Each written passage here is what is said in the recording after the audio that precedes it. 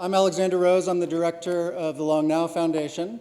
As some of you know who come to these talks every month, we do a little short film before each talk, usually what we call a long short. This is a short-term film that exemplifies long-term thinking. Our long short this month is called Pixel. Can we have it cued? All right, enjoy.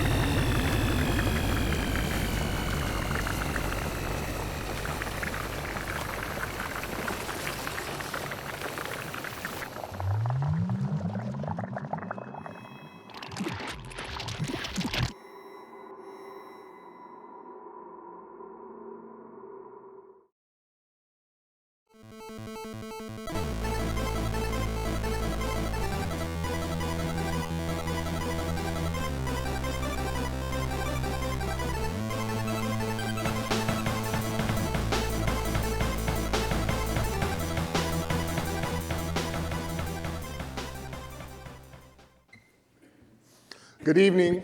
I'm Joel Tan, Director of Community Engagement here at YBCA, and we really want to extend a warm welcome to all of you who are here. So, really in the spirit of a game, we'll just start it like this. In all of the chairs, in two of the chairs, there are, if you were to look underneath, there are stars.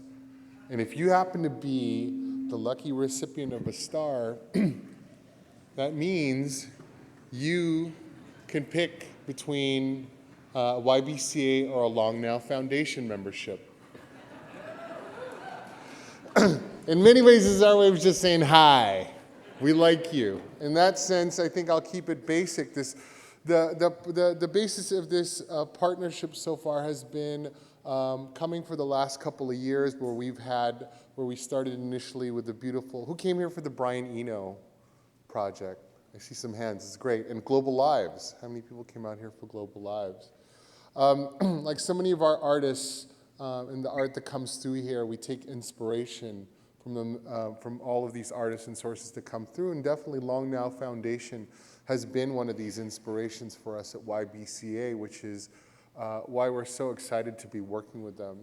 We're turning 18 next year, and in the ways that we're all trying to grow up as an institution, we're really moving into an area where we're becoming a center for art and ideas in a way that's both sustainable, human scale, and dynamic. And so we really believe that our partnership with Long Now Foundation brings us a little closer to that. So with that, in terms of inspiration, a man who requires little to no introduction. I will introduce Stewart Brand, known for Whole Earth Catalog on Long Now Foundation, and then also invite all of you after this wonderful talk to join us for a reception. Magandang gabi. I'm Joel Tan. Thank you.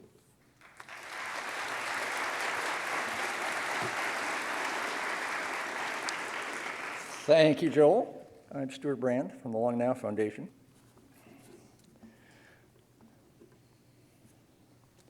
Product placement. It's a good book. Back in 1972, I wrote an article for Rolling Stone called Fanatic Life and Symbolic Death Among the Computer Bones. And what I was writing about was space war and hackers 40 years ago. I was actually referring to something that started in 1961 at MIT and quickly generated this thing called Space War, which was the only computer, what we would call a video game, for like 10 years. And it clearly was leaking out of the mini computers that it was on and affecting the lives of everybody who played it. And since that time, these games have been leaking further and further out of the machines into the real world. In this series, we had Daniel Suarez last year talking about his book, Demon, which was a great thriller of exactly that theme. That was fiction. Tonight, we get nonfiction, Jesse Schell.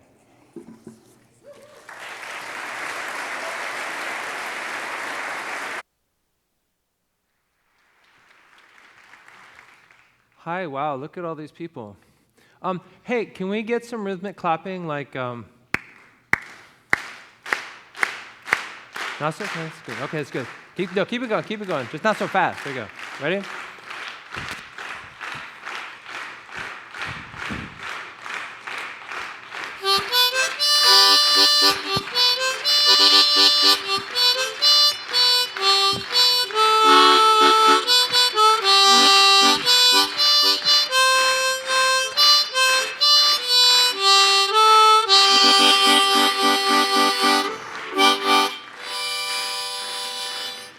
All right. Thank you. That's not relevant at all, but I'm a very nervous speaker, and that helped calm me down a great deal. So thank you. Thank you very much for that. Okay, so tonight my talk is called Visions of the Gamepocalypse, and in a way it's kind of a follow-up talk. How many people saw my DICE talk on the internet, right? Oh my gosh, that's a lot of people, which is weird, right? Because I'm a college professor. I'm not used to people listening to me. And then suddenly, like 1 million views on that video. So that was kind of unexpected for me. Just for people who don't know who I am, just a quick background. I'm the CEO of a video game studio called Schell Games. We have about 50 people. We operate out of Pittsburgh, Pennsylvania. We have a second studio in Austin. I also teach at Carnegie Mellon University at the Entertainment Technology Center there. I formerly was with Walt Disney Imagineering, designing interactive theme park rides, and I continue to work with Disney quite a bit. And as Stewart was saying, I wrote a book called The Art of Game Design, and there's a kind of deck of creativity cards that goes with it. And I'm very excited to announce just yesterday we launched a digital version of the cards on the Droid, if anyone has a Droid, and we'll get it out on the iPod as soon as the Apple bureaucracy will finish chewing on it. Anyway, so this other talk I gave back in February, in short, I'm going to kind of give you the shortened version of it. It was all about the fact that there's this huge driver and a cultural force right now of authenticity, that people want things that are more real and more connected with reality. And this has really kind of gone into the game space quite a bit. Real life and games have been kind of reaching out to each other and connecting in ways that we previously hadn't seen. And we've seen all kinds of examples of it in games. We have all these Facebook games, which are all about your real life, playing with friends in real life. We have the Wii and the Wii Fit, which are all about using your body, you know, and Guitar Hero, using real music from the real world, making kind of real motions with a guitar, and video games involving real stuffed animals. The games kind of leaning towards reality. At the same time, reality sort of is kind of reaching back with all these different ways people are giving you points and things out in the world. And so in this talk, I kind of cast forward and said, well, where is this going? What could the future possibly look like? And I described something that I refer to as the Gamepocalypse. And the idea of the Gamepocalypse is when every second of your life, you're actually playing a game in some way. And so I'm going to repeat kind of the final part of that talk because it gives some sense of it. So if you can imagine where this all might be going, imagine that sometime in the near future that you wake up in the morning and you go to brush your teeth. And your toothbrush, has inexpensive sensors on it, and it's, Wi-Fi connected because it's really cheap to do that. And so, you go to brush your teeth, and it's like, good job. Here's some points, for brushing your teeth, right? And of course, once you brush your teeth a full 3 minutes, more bonus points because that's the appropriate amount of time to brush your teeth. And hey, you've brushed your teeth every day this week, twice a day, more bonus points for you. And you can use these bonus points on discounts on toothpaste and things you're going to buy anyway at the grocery store. And it sounds stupid. Who would do this? Why? Well, the toothbrush people know the more you brush your teeth, the faster you use the toothpaste, the faster you use toothbrushes, the more of them you're going to buy. They're going to want to incentivize you to do it. And so then you go to breakfast, and there's the cornflakes. In the old days, you used to read the back of the box, but not anymore. Now, there's a screen on the back of the box, and it's Wi-Fi connected and everything, and it's got a tilt sensor, because everybody likes tilt sensors, so it can tell when you tip the box. So here's 10 points for eating cornflakes. And then you're playing the cornflakes game on the back, while you eat, and you get points doing that. And then you can see a list, and it's connected to Facebook, of course, and you can see all your friends who are also, eating cornflakes and playing the cornflakes game. And you just got to score higher than all your friends. And okay, bonus points, because you're doing best at that. And then you go to work, and you're going to get on the bus. And you're like, the bus? Why would I take the bus? Well, you take the bus because the government gives out bonus points, for people who take public transit. So, hey, good job. And you're sitting there on the bus, and so you take out your little phone, and you were going to play Tetris, but instead you end up playing Coketris because it's free. Right? We went from, $5.99 apps to 99-cent apps, and now all the apps are sponsored, so they're all free. And so you're playing Coketris, and that reminds you, I had this dream last night. I had a dream that my mother was dancing with a giant Pepsi can. Right? That's kind of weird. And then you realize, I'm using the REM-tertainment system. And the REM-tertainment system, you put it in your ear before you go to sleep at night. It can sense when you've entered REM sleep, and it starts whispering little messages in your ear, attempting to influence your dreams with product placement messages. And then you take tests in the morning, and if you can guess what product was was put in your dreams, that means it's working, and so they give you all kinds of points. And of course, the more you do it, the more successful it works because we train our dreams. So you get big points because you remembered that it was a Pepsi ad in your dreams last night. So then you get to work on time. Good job. Good job. And in fact, you've been on time every day this week. So, excellent job, you. And you go to your cube, and then, hey, here's your office mate. And he's like, check it out. I got this new tattoo using e-ink. I got one of the e-ink tattoos, and it, lets me change the tattoo to whatever I want.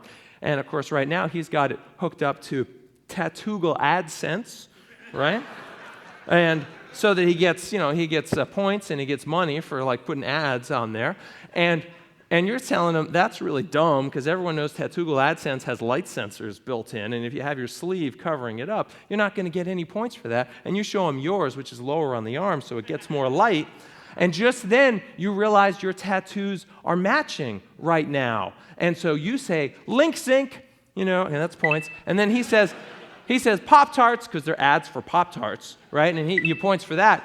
And then you do high five, and then the body electricity sensors can sense that we did a high five, and boom, we both get points for that. We both think that's pretty great that we noticed the link sync. And you're like, what is that stupid thing? But that's what's going to happen is we're going to have these games designed to make you notice advertisements, right? They'll be fun, but they make you notice ads, and it's going to be very important. And so it's time to go to lunch. Now, all week, you've been having Dr. Peppers, right? And so that was 10 points, 10 points, 10 points, 10 points for Dr. Peppers. But you know there's a special with Dr. Peppers this week. If you have a 5th Dr. Pepper, you get, boom, big bonus points. And so, of course, you're going to have one at lunch. But then after lunch, you go into a meeting. And the meeting's in another building. And, of course, you took the bus today. You could take a shuttle over. But you say, you know what, I'm going to walk because, I got digital shoes. And my health insurance provider gives me discounts on my health insurance if I walk more than a mile a day. And so, of course, you're going to do that. And if you get your heart rate above a certain level, bonus points for that. So you do brisk walking over to your other meeting. And then it's time you're going home. You're going to do some shopping. This is going to be a points festival. Oh, my God. It's so complicated. You can't figure it out. So you go to your app. And you're like, hey, app, these are the things I want. And it's like, okay, here are the ones you should buy. And, of course, it knows just where they are in the grocery store. And so, boom, you get like a whole bunch of points for the shopping that your app told you to do. So you go home, and your daughter's like, hey, guess what? I got my report card. And you're like, whoa, look at those grades. They're really good. And so you're going to get all these points, from the state for getting good grades. And that's going to apply towards your scholarship. And as a parent, I'm going to get the Barack Obama Good Parenting Bonus, right? Which I can apply for tax relief, which is really useful. And you're like, wait a second. Did you practice your piano today? And she says, well, yeah, I practiced my piano. Well, what score did you get? And she said, oh, well, I got 85,000. You're like, 85,000? That's the best you've ever done on that sonata. That's a new high score for you. So, boom, points for you from the Arts Council that apply towards a scholarship for you. So that's very nice. Okay, so that's done. It's time at the end of the day, we're going to watch some TV. And TV, man, that is just a crazy, crazy points festival. Points and points and points and points. Because there's a camera on the TV now that came in once you got that Microsoft Kinect thing. You mounted a camera on top of the TV and it's watching you all the time. And people realize you can use this for all kinds of things. We can use it for eye tracking and to tell when you're actually looking at the ads. And so there's all these games about watching the ads, follow the red ball, follow the logo, right? And so it used to be people were skipping the ads, but those days are past. Now everybody wants to watch the ads because it's points, points, points. And of course your remote has a screen on it, and of course it's Facebook connected. So you can chat with your friends who are playing the same games, and you can see which friends are watching which shows and have a conversation. And you play games together and points and points and points and points and points. So that's TV is going to be a very natural place to be full of points. And then finally, okay, fine, it's time to go to bed. You get your new, you got your Kindle 4.0 or whatever it is. And the cool thing about the Kindle 4.0 is it has, just like your TV, it has an eye tracker on it, which is nice because it can, when you get stuck on what is this weird word? What does this mean? It can sense automatically that you're having trouble reading the word. It pops up a definition. That's really nice. But also, they can tell what you've read. And Amazon wants to know that because if you're going to review a book, you're going to get a heck of a lot more points if you've read every word of the book, as opposed to if you just gave it a skim. And they'll know because they want that information. And you finish reading your book, and what do you know? Achievement unlocked. Did I mention Microsoft bought Amazon? I mean, that's probably going to happen anyway. So, achievement unlocked. You've read 500 novels. This system's been tracking you for 20 years. You've unlocked 500 novels, and you're like, yes, 500 novels. That's an awesome achievement. But then you start to feel a little stupid. You start to realize, man, my 500th novel is this dumb Star Trek novel. And it's bad enough that I know that, but that's memorialized. Because once we have all these sensors and everything on us, watching us all the time, everything that we do all the time, and we're going to remember it. Just like you remember when you used to delete email, and now we keep it all, right? We're going to keep all this data. You don't know day to day what your grandparents read, what books did they read, where they go every day. But your grandchildren, they're going to know. They're going to know everything you read, everything you did every day, every place you went, because all the sensors are there and recording it. And you start thinking, maybe I better step up my reading a little. Because, man, this is going to be my legacy. And so it may be that, this future with all these disposable sensors, maybe this is a gross commercialization mess, that you don't want any part of. But on the other hand, maybe it'll urge us to kind of be better than we were. Anyway, so that was the kind of ending of that dice talk that I gave that got people thinking quite a bit. And a lot of people had different reactions to this. Some people were excited. They thought this was really cool. Other people thought, no, this is not cool. This is Orwellian. And I would have to say, well, no, it's not really. Technically, it's Huxleyan. Because, 1984 was all about the government using technology to control people. That's not what this is. This is more like Brave New World, where technology controls us because it is so pleasurable. And that's a bit of a different situation. But still, I understand that people think it's creepy. Other people said, wait, this is happening now. Right? I talked about this toothbrush thing, and immediately after the talk, someone's like, I have an Oral-B toothbrush that already does this. It times you. It's got a 3-minute thing, and then it's a sad face if you don't finish your 3 minutes. And you hit your 3 minutes, and bing, happy face. And I'm like, is it Wi-Fi? They're like, no, it's not. But I have a Wi-Fi scale, the guy says. So there's a scale out there that's Wi-Fi. Every time you weigh yourself, boom, to a database. So you have a perpetual graph of your weight effortlessly. You can even configure it to tweet your weight. If you would want that. I don't know who would want that. But I figure it'll be about 5 minutes before we get a Wi-Fi toothbrush. That'll be coming very soon. And what else? Then all these other things started coming out. I saw you've got the Shift to Health replay watch. It's a regular watch, more or less. It's kind of funky looking, but it's got motion sensor. And after it senses an hour of motion from like running or exercising or something, it spits out a code, and you type in the codes online, and you get like coupons for Starbucks or Barnes & Noble or things like that.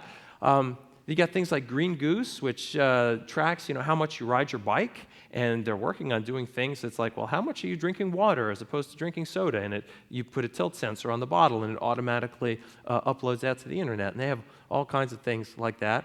Tropicana Juicy Rewards. I don't know if people have seen this. Codes on your orange juice, and you type them in online, and you get points and prizes for drinking orange juice. Mind Bloom is a real interesting one. It's meant to be it's like a virtual plant that represents your good habits. So you tell it, oh, I'd like to take vitamins every day, and I think I should exercise. And then like you spend money, a little virtual money to kind of make these commitments, and then when you meet the commitments, you get paid back, and your little tree, it like grows. My tree's all sad and dead, but anyway. And then there's Epic Win. If you want to check out epicwinapp.com or just check out the Epic Win app on, I think it's on the iPhone. I think it's coming to the Droid. It basically takes your to-do list and turns it into a role-playing game. And so you get experience points and and you level up every time you complete these things, and it turns it into this big adventure. And there's so many. NBC started this Fan It thing. It's like, hey, you like our shows? Well, earn points. So you watch a trailer for a show, we'll give you points for that. You tweet about a show, and they'll give you points for that. And you can use these points, you cash them in and buy T-shirts for NBC. It's great. Advertise to yourself, and we'll give you free advertisements so you can advertise to other people. And then freaking Honey Nut Cheerios came up with an augmented reality application. You hold the box up in front of your webcam, and you use it to like steer through this like virtual environment. So cereal boxes are like part of the Gamepocalypse ahead of schedule. I did not expect that. See that coming. So one question is, what the hell, right? I mean, so here we have games are creeping into reality, reality's creeping into games, and all of life starts to become a game. One question would be why? Why would this happen? Why in the world would this happen? Well, the fundamental reason is games are awesome, right? Games are really cool. They're fun and they're interesting, and we love games, right? So we want things to be awesome, so of course, games are going to come through and creep into things. But let's be more specific about this. people talk about, oh, things are becoming game. Like, let's break down some of the things we like about games. There's a lot to like in games. Games have a lot of cool stuff. Some of the things games provide, they provide clear feedback.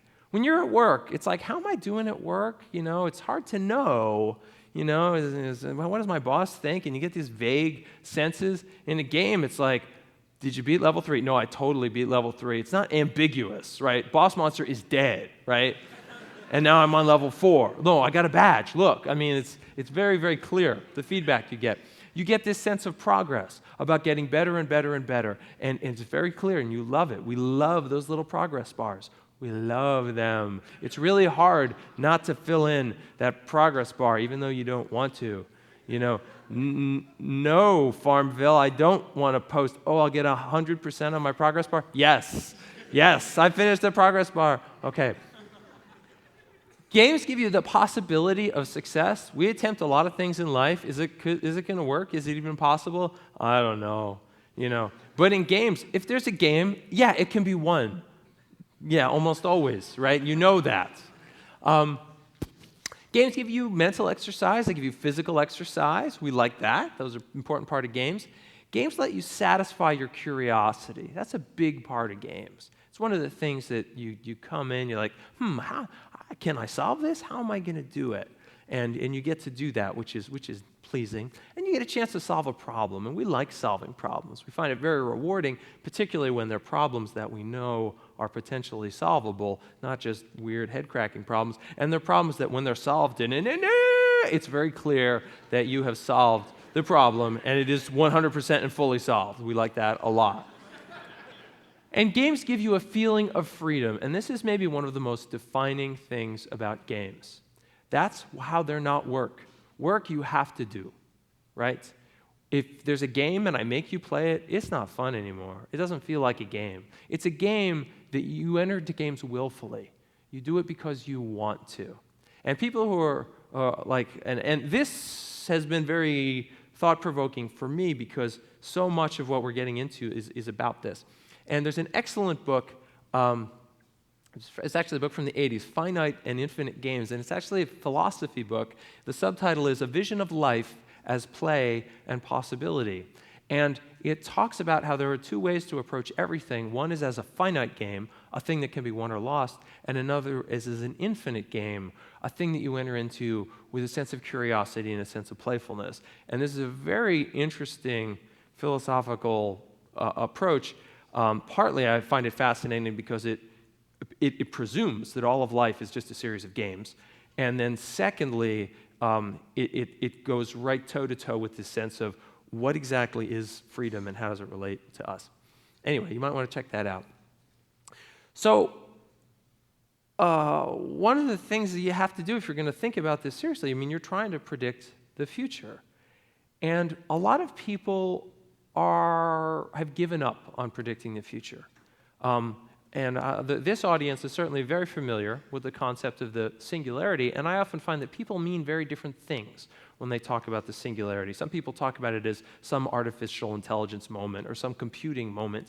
I don't think that's what's important. The nature of the singularity in my mind is very much the moment when technology has advanced so far that we are unable to predict what the world will be like 5 seconds from now, right? 1,000 years ago, you could make a pretty good prediction about what things would be like 1 year later, or 5 years later, or even 10 or 20 years later.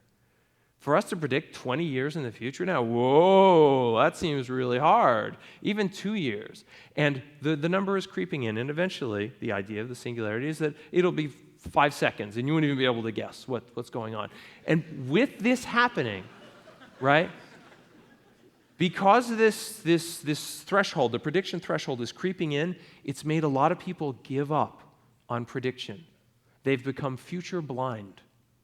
They're like, I can't even think about it. Something's going to happen. I don't know. I'll put my money here, duh, right? And that's ridiculous because if you put some energy into it, you can make some predictions about the future, right? You can look into your crystal ball and you can figure it out, but it takes practice. And the ironic part is, if you practice it, the singularity is actually helping you. Because for you to predict, okay, what's going to be up with mobile applications 2 years in the future, and to really put your mind on it and focus, well, guess what? In 2 years, you're going to have some good feedback about right or wrong. And then you can use that and say, oh, I did a bad job predicting that time. Maybe I'll do better. If you practice predicting, you will get better, and you're going to get feedback fast. But if you're future blind and you don't bother, you're going to continue to suck at predicting the future.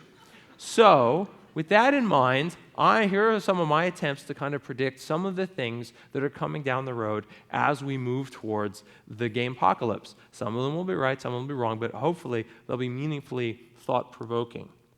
So there's us, and there's the Gamepocalypse up there, and we're going to get there. Do we want to get there? Well, maybe you do, maybe you don't, but it's coming, so we might as well figure it out. Is it a straight line? No, it's kind of a windy path to get there. And there's a lot of things on the way. There's different things on the way. So some of the things we're going to see a lot of different sort of cultural forces that are at work. We're going to see a heck of a lot of technologies on the way that are going to make a difference for us. And we're going to see some implications towards the nature of design that come out of all this. So when you add it all up, oh my God, there's a lot of stuff on this windy path, and that's fine. We can deal with a lot of stuff, so here we go. We'll go on our path. And we'll start with the idea of nooks and crannies. And this has become very important for games. So as games are creeping everywhere, people always say, oh, where are games going? I'm like, they're going everywhere. And there are a lot of forces at work doing this. Some of them are technological, some of them are technological, some are cultural, some of them are financial, but there's pressures for games to go everywhere. So if you're going to make games, you need to look in the places they haven't gone yet. And so there are all these weird nooks and crannies that we can look in to figure out where games are going to go. One of them is who's playing games. Used to be, it's like, okay, yeah, males 15 to 25, that's our target demographic. One of the things that's happened recently is, no, everyone is playing games. Male, female, young, old, there are games for everybody. But what nooks and crannies can you go into that you haven't gone into yet? Have you figured out how to make a game for fishermen? Have you figured out how to make a game for pogo stick enthusiasts? I mean, there's all these nooks and crannies of the human race that you can go to. Some of them are geographical, right? There's a lot of games for Americans. Games in Asia are a little different. Not too many people are making games for Africa because they don't have so much money there. But like, who's making games for the Middle East? Because I'll tell you what, those guys have a lot of freaking money, right? I bet they'd love it if someone would make them some great games, but it's not happening, but someone's gonna, right? So there's nooks and crannies that way. But one of the most important nooks and crannies is when you look at how you spend your day. This is going to be the battlefield of the 21st century as the world tries to compete for your attention in everything that you do, right? Already, leisure time, that's well understood in terms of where games are. But the big explosion of Facebook gaming, that's because you can play Facebook games at work and no one will know, right? Suddenly, boom, there's this huge chunk of time you can spend playing games that you weren't before. Look at the size of that compared to socializing, right? And then there's all these other things. Can I have games that are part of TV? Oh my God, that's going to be huge for games. Household activities. The Swiffer's almost a game. Can I get points for doing the Swiffer, right? Grooming. I talked about toothbrushes. Can doing my hair be that? REM sleep. We talked about that. And well, anyway. So this is one way to think about carving things up. Can I have a game? I already play games with my dog where I throw him a stick and he brings it back. Can there be points and stuff? Is there a digital version? You get 1,000,000 points because you're so cute. Okay, moving on. All right, so this nook and cranny principle, we're going to see this coming up a lot. And one thing related to this is the idea of microtransactions. It used to be with games, you plunk down your money, you get a big fat game, and that was how it worked. Now we have the ability to spend 50 cents here or $1 there, and it's changed the way games work because you can start playing for free, and then in the game when you want something, because we want things in the middle of a game, they can say, that thing's 50 cents, right? And that changes what we can do. It lets us put games in places they weren't before. And people sometimes ask, well, wait a minute, do people really want these microtransactions? I'm not sure I really believe in this. And I'm like, are you a freaking idiot? Have you seen the App Store? People are happy to spend 99 cents on some dumb thing, right? In huge millions and millions of dollars. And we've seen this have a huge impact on the game industry. Look at this chart of handheld revenue. Right? 2008, it was Nintendo DS was a clear winner. PSP, we're doing okay. iPhone, we got a little bit of game software. By 2009, PSP is like fallen in half. iPhone is taking this huge chunk, right? And Nintendo's still hanging in there, but I think they're like, hey, wait a minute. How can we get some of that action? And now what about like on the game consoles? Why don't we see this on the game consoles? And the reason is these guys are freaking scared to death of microtransactions. They're like, no, we want our $50. You spend $50 on a game. You don't spend a quarter. I don't want that. None of them wants to be the one that really opens the door for like free games and suddenly games got really cheap. But somebody's going to do it. I bet it's going to be some fourth console that comes in and does that, and these guys are all going to feel like they have to catch up. We'll find out. And here's one other thing. If you take social networking and you combine that with microtransactions, oh my God, that's like peanut butter and chocolate. Right? Because you're playing for free and you and your friends are hanging out, and then suddenly social pressure to spend 50 cents. Oh, all right. But social pressure is so much stronger than other kinds of pressure, and it works really, really well with microtransactions. So, yeah.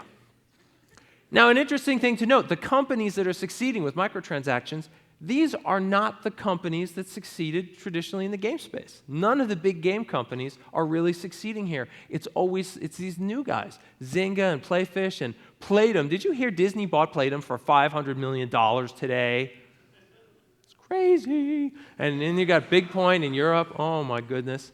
And this was an example I'd cited before. This really shook up the game industry. A little formula, EA minus 1,500 full-time staff plus Playfish minus $300 million, which is what they bought it for, equals, what in the world is going on? Clearly, the game industry is changing and turning upside down. These two things happen in the same day. You 1,500 people, you're laid off. Okay, Playfish, come on in. Here's your $300 million. Everyone's like, wait, what?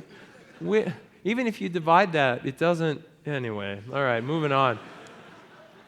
Now, this all relates to, I know many people are familiar with this book in this audience, the Clay Christensen's The Innovator's Dilemma.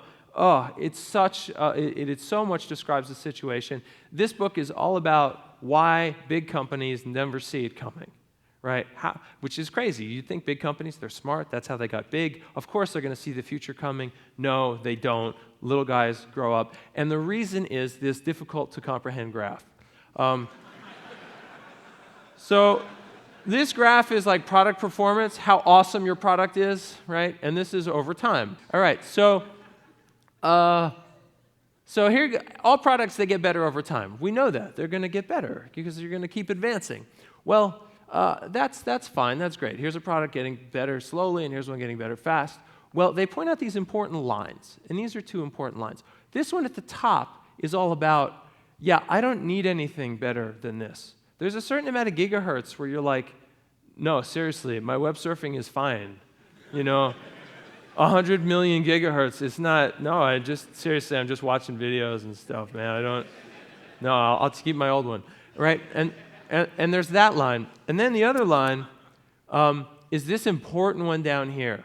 This is the line. If it's below this, you're like, no, that thing's garbage. I can't use it. But then the second it's above it, you're like, oh yeah, that's good enough. That's fine. I can use that. And what happens to the big companies, they get something that's up here, people like it, they're using it, and they say, customers, what should we do? And the customers are like, make it better. Okay, all right, we make it better. What about it now? Make it better. All right, we'll make it better. Hey, customers, I'm going to take a pause at this moment and ask you what you think of this alternate technology. And they say, boo, sucks, not good enough for me. Take yours and make it better. All right, I'm making it better. What do you think of it now? They're like, I don't really need it to be this good. And you'll have to excuse me because I need to go buy this. because it's like way cheaper and it does everything I need. And I'm like, I just asked you about that. And they're like, yeah, but that was before it was quite good enough, right? And this is what happens every time. And if you're predicting the future, this is a very useful tool for you. All right, moving on. La, la, la, la, la. Next step, new sensors. Oh my gosh, this is how games are going to get everywhere because we're going to sense things. Because games have to sense things because otherwise, how do they know what's going on? And every time some new sensor shows up, there's a new way to make a game about it, right? And there's so many kinds of sensors coming. It was so exciting with the, when people got the iPhone. Ooh, it's tilty. And a million games came out all about tilting, and suddenly tilting was fun. Oh, I can touch it, and that's fun. And every time a new sensor shows up, you can do something. And so, like we've seen, the Wii Fit, and it's like, wow, you can do these kind of exercise things, and that's cool, right? And of course, we had the Wii was a big revolution, and now we're going to have the Microsoft Kinect, which has a camera up there. You can use your whole body, right, as a controller, and that's coming out this Christmas, and that's cool. And then you've got the PlayStation Move, which is a similar sort of thing where it can sense motion, except it's more detailed. So everybody's doing these things that are all about this full sensing. And no, we're still figuring out how you're going to use it, but we've got those. But it's a good thing to pause and think for a second, because everyone just assumes, oh, I'll be able to move my whole body, and therefore that's more realistic, and so it's better. And that's why it's better, right? Because you're moving your whole body, it's more realistic. And if you ask Nintendo, they say, no, that's not why. Nintendo talks about the problem of too many buttons. Nintendo's goal in creating the Wiimote was not because motion was cool. Nintendo said their problem was they looked at it was not enough people are playing games. And they went to people who didn't play games and they said, you used to play games. And, how come you stopped? And people would say, oh, well, the controller, it used to be simple. It had a couple buttons. Then they got all complicated. They got all these buttons. It's way too many buttons. I can't deal with so many buttons, they would say. And Nintendo said, okay, well, maybe that is the problem, too many buttons. But they thought about it, and they said, wait a minute. You say it's too many buttons, but you've got one of these. It's got way more buttons, and in fact, I've been to your house. You've got 3 of them on the couch. That's a lot of freaking buttons. That's way more buttons than we've got on this thing. And they realized, oh, it's not the number of buttons. It's something Nintendo calls simultaneous ambidextrous control. In other words, having to use both hands at once to do different things is what these modern controllers demand of the player. And that is cognitively difficult for people. And it's not a function of number of buttons. And you notice these remotes, none of them demand you to use 2 hands at once for 2 different things. They don't ask that. And so Nintendo said, well, if we made a game controller that was one-handed, how could we do it? Because you need to do a lot of things. And they said, oh, what if we've been fooling around with motion control. What if we used motion control so we didn't need so many buttons? And that was why they made the Wiimote. Because that's how it feels to a player who's not used to it, right? And so they made the Wiimote, which is, it's just so simple, right? It even has fewer buttons in there, and so, yeah, that's very nice. Anyway, so sensors are going everywhere, and we're going to be able to sense all kinds of things. You've got Nike Plus has sensors in your shoes. We're going to be able to sense temperature. We've got Foursquare sensing where you are out in the world. Sensors, sensors, sensors, sensors. We're going to see more of them, and they're going to be cheap, and they're going to be disposable, and they're going to be on everything. And that's going to let us play all kinds of games. Someone after the talk said, oh, yeah, I wanted to tell you about, I work for this company, and we make pills that have sensors in them. They're powered by your gastric juices, and it can sense like temperature in your body, and it sends out like a little radio signal, boo, to a little Band-Aid that you've put on, and the Band-Aid receives like a temperature information over time in your body. And I'm like, why are you talking to me? Why are you telling me? Well, we're thinking of making a game out of it. I'm like, oh, great. That sounds like a great game. And some people say, oh, they joke about implants, and like, well, we might get implants one day, but implants are a pain. So if implants are coming, meaningful implants, I think they're going to start in the tooth, because teeth are cool. They're like bones outside your skin. Anyway, that's just a note about teeth and implants. All right, moving on. So there's a lot of new sensors, but you got to have more than sensors. You need screens, right? We're going to have all these new screens that are going to show up. We're already seeing screens show up in our lives. First, we saw, hey, screens in your pocket. And now everyone carries a little screen around. They all have a screen all the time. And people are like, good, I don't need any more screens. But no, of course not. You're going to have more and more and more screens because screens are getting cheaper. And we like, because technology always diverges. And so we're going to have more and more screens. Siftables. Siftio, are you in the audience? Where's Siftio? Woo, Siftio. All right. So Siftio, these guys are like making these little cubes that have screens on them that can sense the presence of each other. And so you can do interactive games and activities on the tabletop. Like it's kind of like a cross between board game and video game and app, and it's a new way of kind of interacting, and it all has to do with having multiple screens that you can move around and place relative to each other. And so we're going to have this kind of coffee table board game space is going to start to have a lot of screens in it. And now I'd made a joke back in February, and it was real funny in February, right after the iPad came out. I was talking about technologies and how they diverge, and I was saying how the iPhone, like technologies always diverge, but the iPhone's weird because it has a convergence of technologies, kind of like a Swiss Army knife does, and that this is only possible because the only place technologies don't diverge is in your pocket. It's the pocket exception to the law of divergence. And so, yeah, sure, a Swiss Army knife, right, it makes total sense in your pocket, but if I gave you one for your kitchen, you'd say, that's really stupid. Because like it can only do one thing at a time, and it's difficult to clean. And you say, this is awkward and ridiculous. And that's why everyone hates the iPad. Right? Now, at the time, that got a roaring laugh back in February. But then a couple months later, I told the same joke, and people were like, but no, I kind of like the iPad. And this iPad's actually kind of cool. And the reason for this is for the hype curve from the Gartner Group, for people who know about this. All technologies follow this same curve. They start with a basic technology trigger at the bottom, and like this cool thing just got invented. Now this is a graph of visibility over time, right? And so this thing got invented, and then everybody starts talking about it. No one has seen it yet, all right? Everyone's talking about, oh, it's so awesome, you know. They're talking about it's so amazing, I can't wait, it's going to change my life, right? And they're waiting outside the store in order to buy the thing. And this is a point called the peak of inflated expectations. And then the thing comes out, and everyone sees for what it really is. And they all say, boo, we hate it. And we go deep into the trough of disillusionment. And it's, boo, this thing's horrible, and we hate it, and it sucks. But then eventually, people figure out, oh, I see what this is for. And then over time, they figure out, okay, doesn't change everything, but it's good for some things, and that's really nice.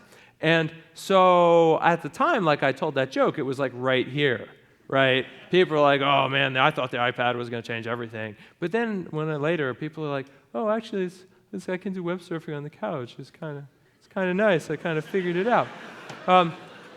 And Saturday Night Live, they had it right. When the iPad came out, they made a great joke about it. They said it was, hey, the iPad came out this weekend. 300,000 people bought it. $500 they each paid for this, which brings in a new era of people buying things to find out what they are. Right? Which is totally true. Because you see people with the iPad, and they're like, should I bring it to work? I guess, maybe. I don't know. What's it for? Right? And they gradually figured it out. And it turns out what the iPad's freaking awesome for is like computing on the couch. Computing on the couch always sucked before. Trying to do your laptop kind of sucked. Or you use the phone, but it's so small. It's actually really nice for the couch. It's great. It fills a little nook and cranny in my life that I didn't know I needed, right? It's like, oh, this is pretty great. I don't know if I want to carry it everywhere all the time. I feel weird at a meeting typing on that thing, but on the couch, I mean, that's pretty great. So what have we learned from this? Put jokes here. We've learned that, certainly. But I think the deeper thing is that to figure out the nooks and crannies that the plateau of productivity is all about, we have to figure out where these go. Okay. And I love this. This was announced like 2 days ago. Company in India has announced they're going to make a tablet computer $35. It's coming out in 2012, I think they've announced, $35. And my favorite part about it is this picture of the guy. Because, hey, check it out, $35. You could buy an iPad, or you could buy 15 of these, right? And anyway, it seems sort of silly, but it certainly points to the fact that screens are going to get cheaper and cheaper and cheaper, and you're going to be able to put them in all kinds of weird places that you didn't think of before. Oh, and there's a side note on this. The person who figures out how to combine digital pornography with a waterproof shampoo bottle is going to be very rich. That person will make a lot of money. Remember this day, for I dub it shamporn. All right. Okay, all right, moving on. Let's move out of that. Definitely. All right, so let's move to the next stop, the next horrifying stop. There are fantasy experiences we have that don't involve screens at all. And so, for example, our dreams, it's really interesting to think about dreams, because dreams are like, I mean, you can't get any more immersive than that. I like to think about who writes those. They're good. I'd like to meet that guy, because it's awesome. Some of those things are exciting and terrifying and perplexing. I think, what did he mean by that? I don't know. Which gets to the question of, can we control them? And of course, there are people who have worked hard at there's the idea of lucid dreams where you have sort of freedom to control. And people have tried to make devices that are all about letting you know. They sense when you've entered REM sleep, and then they send a signal to you, either by flashing lights in your eyes or putting sound in your ear, like, hey, dummy, you're having a dream. You should probably wake up, but not actually wake up, but be aware of it and figure that out. Maybe I'm crazy, but I think this is a whole untapped area that I think somebody is going to find a way in to kind of manage our dream life so that we like it more. Anyway, because dreams are awesome. All right. Moving on.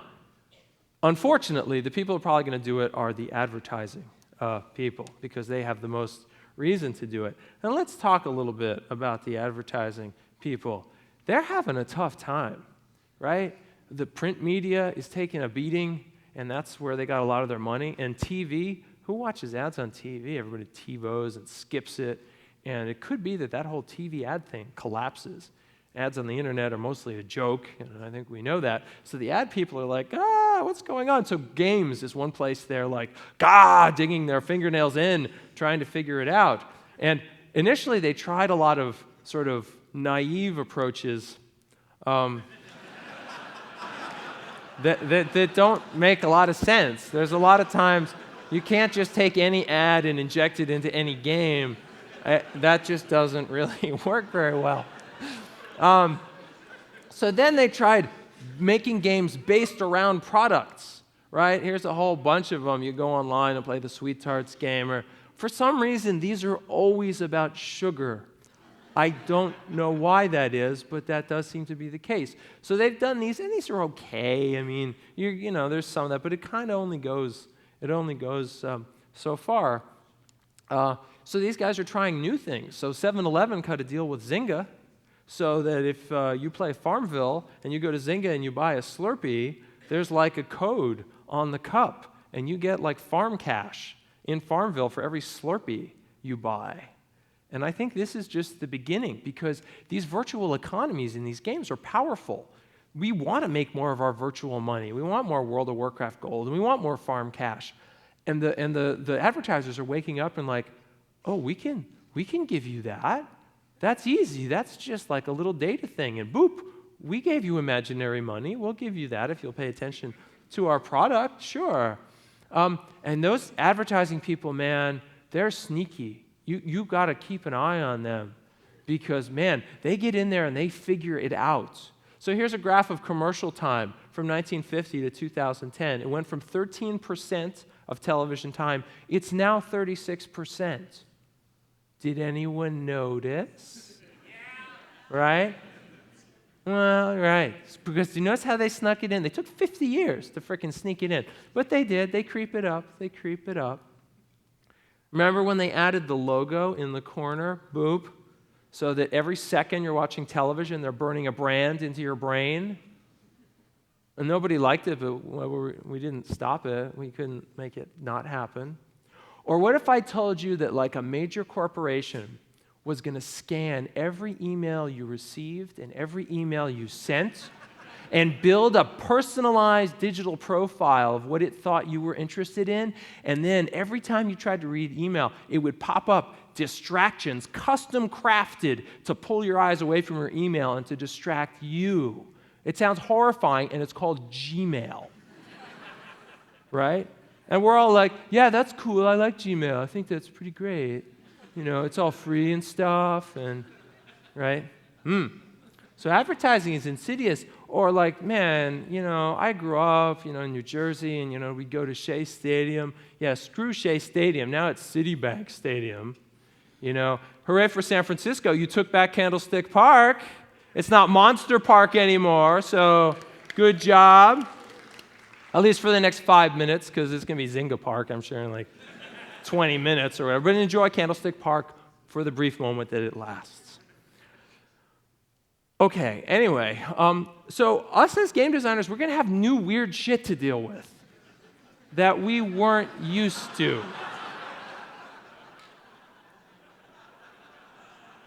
It used to be we just made a game and tried to make it awesome, and now we're going to have all these weird ethical decisions to make that we didn't have to make before.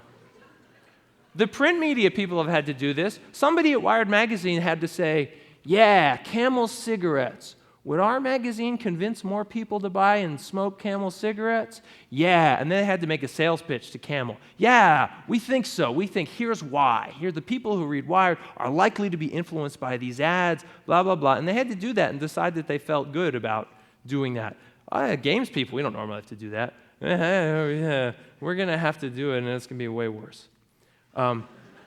Anyway, all right, so advert gaming is going to be a big piece of this, and some of that's going to be pretty scary. All right, so a cultural trend, beauty. Let's talk about beauty. One of the things that's wonderful about the 21st century, everything's getting so frickin' beautiful. Oh my gosh. Just everywhere you turn. I mean, you go to the grocery store, and it used to be, I remember 30 years ago, you buy a toothbrush, they came in one shape and 3 colors, and that was it. Now it's like a tropical fish aquarium. Right? They're all sizes and colors and shapes and textures, and it's amazing, right? Things are beautiful. Remember when telephones were ugly, and now it's like, oh, my telephone, it's so beautiful, right? And we hold it up as a standard. This telephone is a standard of beauty and interface. I'm like, a telephone? Really? But that's just how it is. And we certainly see it in the video game world. Our video games are getting more and more beautiful all the time. And so this is like a big trend. And even architecture. I just was in the UK. I gave a talk in this building. I was at the Game Horizon conference. This is a 21st century building. It's freaking gorgeous. You can't help but like look at this building. I mean, we wouldn't have built that in the 20th century. In the 20th century, we built all this crap down here. Right? Right? The 21st century, we built stuff like that because we just want things that are beautiful. And so talking about how does this beauty going to matter? Well, everyone should read this book. Have people read this book, The Rational Optimist? This has like become one of my favorite books ever. The premise of the book is, yeah, you know how everyone's always complaining about it's the freaking end of the world and everything's so bad and everything's getting worse and worse?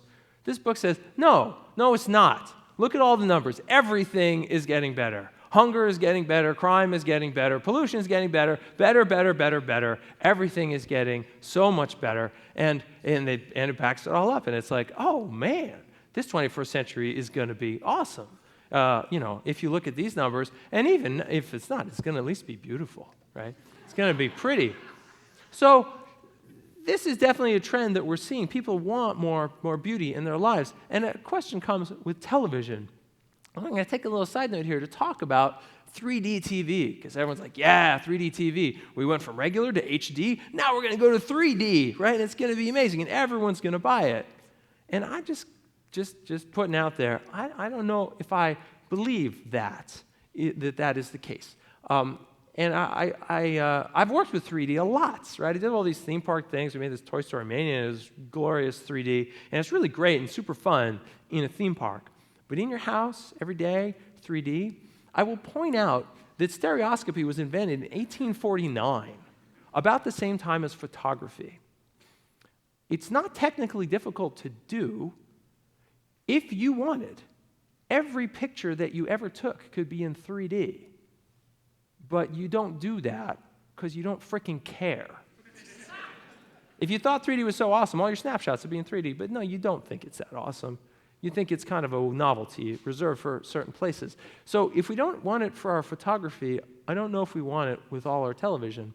And I love this. None of people realize Alfred Hitchcock made a 3D movie. He made Dial M for Murder in 3D. And when he saw how it came out, he was so disappointed with his ability to use 3D to achieve meaningful dramatic effect, he wouldn't release it in 3D. There were prints eventually released, but the premiere was not in 3D. And I'm like, man, if Alfred Hitchcock can't pull it off, what the hope do the rest of us have? So I posit that I think 3D TV is probably more like 5.1 stereo surround sound than it is HD TV. Rich nerds will have it, and everyone else will go to their house now and then. Okay, moving on from TV. So another trend is a trend of customization. We see this all over the video game world, right? It's a big change in video games. Everybody used to be, there's Mario, and you got Mario. Now you customize the heck out of your characters. People expect it, but it's not just in video games. People are customizing everything, right? Because they can, right? And this isn't some made-up thing. This is real. You can go do this now, right? You could be eating your face right now, right? And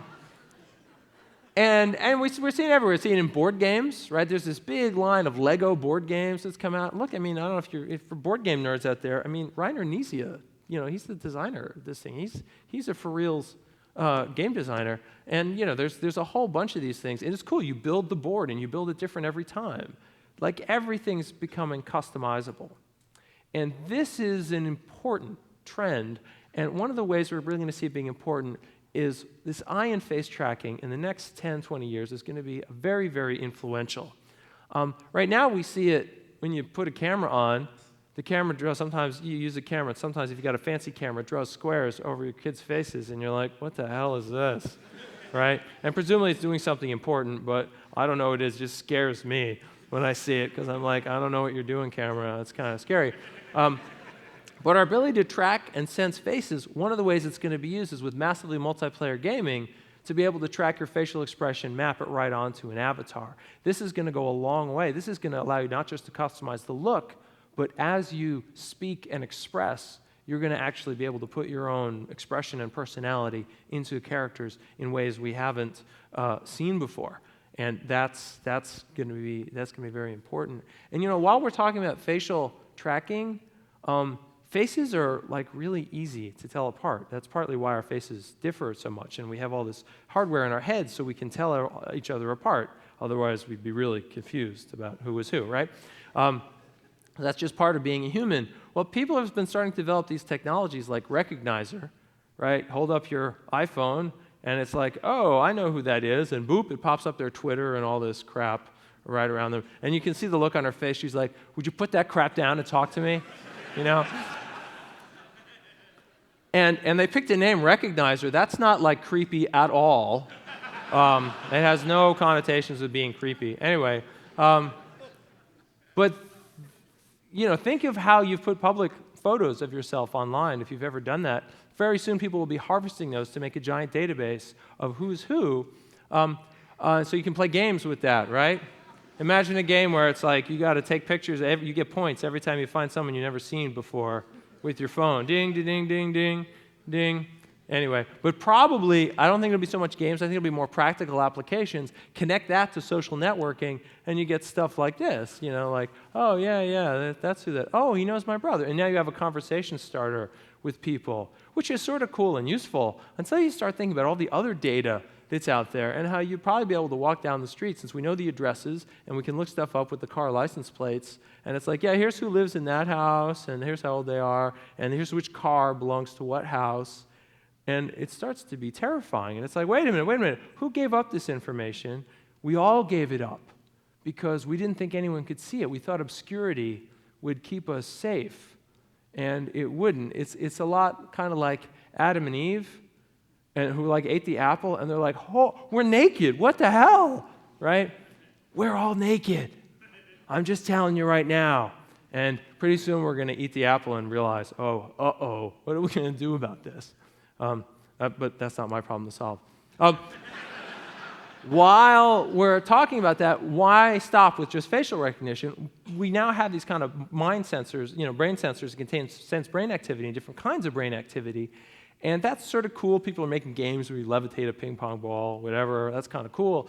But think about how education could change. If you could suddenly, teachers up there monitoring, what's going on, with different kids. And that's kind of horrifying to think about. But on the other side, it could be very, very positive. Because imagine a school where they're like, we don't care what you're working on, as long as you're thinking hard. Customize the holy hell out of your education, and as long as you're thinking hard, we're happy. Is that good or bad, or I don't know. Anyway. All right, moving on. This leads me to the next topic, something I often refer to as the curiosity gap that the internet has brought us. And it's this way. It used to be, if you were curious about something, it could be freaking hard to get the information about it. There's certain topics you had to go to the library's closed, you get there, they don't have the right books.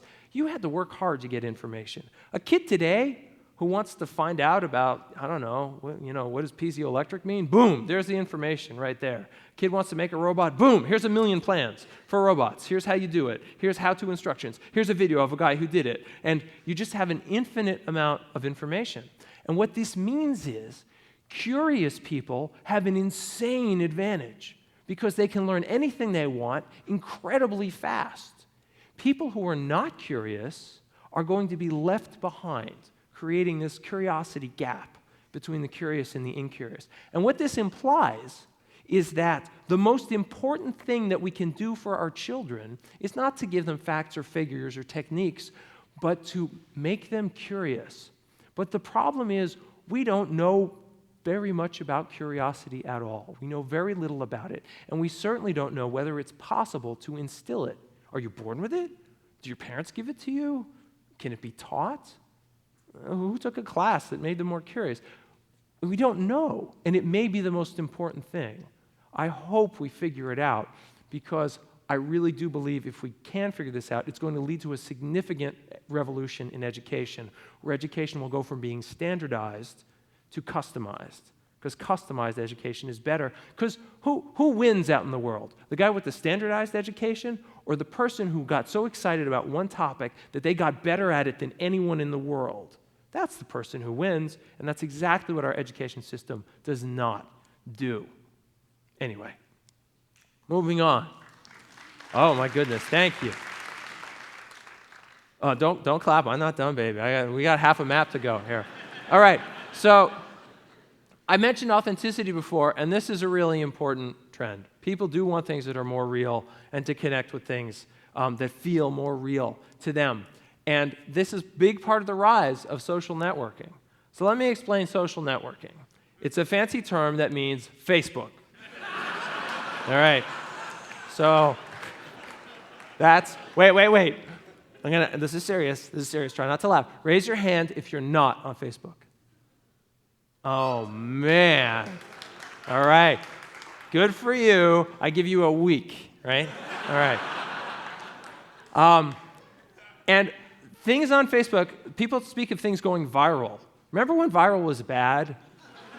right? Now viral's awesome, it's really good. And the reason is because when people talk about things going viral, they usually mean it in a good way, right? Things go viral like for 4 reasons. They're funny, they're very helpful, they're unique, or they're amazing or spectacular, or they're controversial. These are all reasons that things go viral. And those are all kind of good, meaningful reasons for a thing to go viral. But with all this talk of viral, people often forget there are bad viruses, right? Bad viruses that like make you sick and unhappy. And not just in the real world, no, like, in the virtual world as well. And this has been one of the things. A lot of these businesses in this universe have been all about spamming the holy hell out of you and your friends. And that works really well for a virus. It kind of spreads everywhere. But if it's a virus that makes you sick and you don't like it, and you roll your eyes when that little pop-up comes, well, guess what's going to kick in? The immune system, right? And there are 2 immune systems working in Facebook right now. One of them is the people who use Facebook. At first, it's like, oh, someone sent me a cow. Oh, I guess that's kind of cool. But very quickly, you're like, no, hide application, hide user, hide Facebook, right? And the second one is Facebook itself. They've started to change their rules because they see people are disgusted with it, and so they start changing the rules. Nope, can't send this kind of spam anymore. And so double immune systems are kicking in for things that are the unhealthy kind of viral. But there is the good kind of viral, right? So if you're going to make things that are viral, make them the good kind of viral, not the bad kind, because the immune system is going to kick your butt. All right, so moving on. Another aspect of authenticity is the idea of transmedia worlds. People want their it's weird to say this. People want their fantasy worlds to feel real, right? Okay, that's strange, but it's true. And one of the aspects of these transmedia worlds is that they have many, many points of entry, right? That you can get to them from books, and you can get to them from TV and from different kinds of games, and maybe even from a toy, or that there are many ways to get there. And it's the people who are figuring out the rules, not so much the rules for a game or a book, but like what are the rules of a world that make it seem real and solid? Because some worlds are really succeeding this way, and some kind of aren't quite as well. It's interesting to compare, say, Lord of the Rings, which is a big transmedia win, and Narnia, which somehow isn't holding up there. And people are just starting to understand this. And in terms of enduring worlds, they're going to creep into every aspect of your life. You've got to understand the transmedia, because it's a huge trend in gaming right now. And this actually relates in an interesting way to what's going on in the music industry. Used to be a musician cut a deal with a record label, and it was all about making records, and that was what they did, and they might deal with someone else to get their concerts. Now they do these new things they call 360 deals, where the record label's like, no, we'll handle everything for you. The music and the concert and your magazine stuff and your merchandise and your deal with the video game companies and your TV appearances, and it's like all one deal. And this happened because, the foolish music industry relied entirely on they distributed things on discs and they sold them that way. And, the game industry would never be so dumb as to do, oh, crap, right? That's exactly what they're doing. And piracy is starting to sneak up on them. And it's going to be more and more of a problem. But once you have transmedia worlds where it's not just the game that matters, but having it be in many parts of your life, then they have a property that's worth more. Okay, so you got transmedia worlds, and here's another technology that ties in with authenticity, speech recognition. This has been super slow. I remember when I was a kid, it's like, 10 years away, you're going to have speech recognition. It's going to be awesome. And 10 years later, I'm like, where is it? They're like, oh, don't worry, it's just 10 years away. And I was talking to Kevin Kelly today, and we're talking about speech recognition. He says, well, I figure that'll be here in 10 years. I'm like, yeah, sure, I guess. I don't know. But it is creeping up. We have it. You can make a phone call, mostly, and that kind of works. So Chris Swain at USC makes this awesome analogy about video games and their importance in the 21st century. He says video games right now are like silent films were at the beginning of the 20th century. People didn't take silent films seriously. They're cute, they're kind of funny. There were a bunch of nerds who thought they were awesome and amazing, this little niche community, but the community at large, that's not real entertainment. There was a technological breakthrough, boom, films could talk. And all of a sudden, everything changed. And films became the dominant medium of the 21st century. They became the literature of the 20th century, and they took over. They displaced print as the medium of the time. Well, Chris Swain suggests the video games are going through something similar, but of course they can talk, but what they can't do is they can't listen. And that once they can listen to us, understand our words, and understand the meaning behind our words, and react meaningfully to us, when that can happen, something changes. We are now in a new medium. Can you imagine a medium where you can't get through the adventure unless you persuade the character that I'm sincere when I'm telling you this. I'm going to change how I'm doing. If you actually had to bring real emotion into the experience when you interacted with the characters, that's a level of medium that we haven't had before. And it's interesting to think about games because games subsume all other media. I can put a book in a game, or a movie in a game, or a song in a game. I can put anything in a game. Games live outside everything. Ultimately, they will subsume every technology that they touch.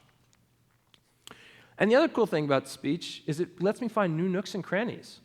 I can play video games a lot. I cannot play them in the car, and I'll tell you, I have tried.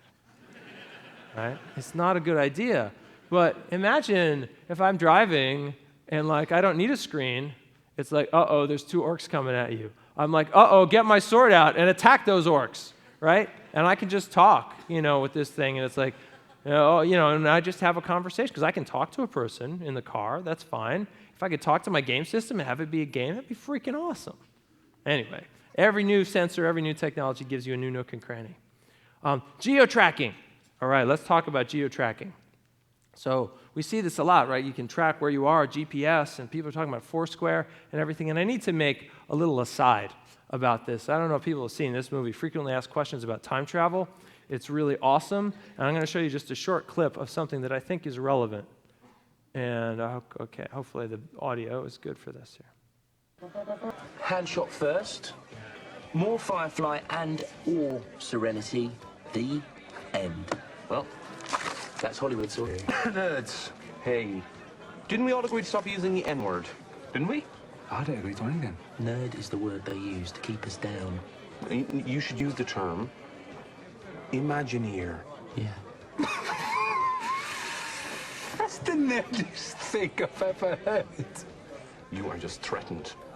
You're threatened because you don't understand our world. Oh, what's there to understand? I saw one Star Trek film, hated it, never looked back. Really? Which one? The first one with the big gold robot and the little fat mate.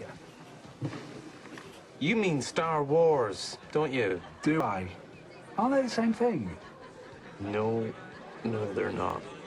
He knows. How would I know? I'm not a nerd. Or even an Imagineer. Better. I'm glad you're happy. Anyway, this is an awesome movie, by the way. This is an excellent movie. But I bring this up because it sounds really funny. You know, he calls himself, he's like, oh, I'm not a nerd, I'm an Imagineer. And it sounds like, oh, that's just just making himself important. But there's something here, right? Because nerd is like a phrase we use to say anybody who's bookish or antisocial. What he's getting at is, by saying no, we're Imagineers, he means we love to explore fantasy worlds. Right, is what he's sort of getting at, is that's what he's about, exploring these fantasy worlds. And there are people who are really, really into fantasy worlds. But then there's other people who cannot comprehend that at all. It seems totally alien to them. And we don't talk about this psychological dichotomy, but it's very, very real. You probably know people in your life who are kind of lean towards the Imagineer side or lean towards the other side. And it needs a name. I call them the mundanes. Right? You know, mundane, pertaining to worldly things, real things, and things that are ordinary. And there is this battle. There are people that are that way. And this is important because we're about to see these guys go crunch like this. Because right now, the Imagineers own fantasy gameplay, right? Real gameplay in the real world, a la sports, is owned by the mundanes. No sport has any element of fantasy in it. At all. Ever. That's just how it is. And so there's a kind of battle that's going to go on once we start to geo-track people and we try and take fantasy gaming elements and bring them to the real world. Now, what's funny is these guys actually appear to have a lot in common. They don't seem that different to me, but there is something fundamental keeping them apart. Yeah. So people say, oh, Foursquare. And I say, Foursquare is okay. It's kind of a little boring. I mean, I'm either mayor of a thing or I'm not, and I don't know. I think it's a novelty. I'm not sure it's going to last. And people say, oh, no, because it's just the beginning. That's just the platform. People are going to take like Foursquare and like combine it with World of Warcraft and this fantasy thing. And I'm like, Foursquare plus World of Warcraft equals LARPing.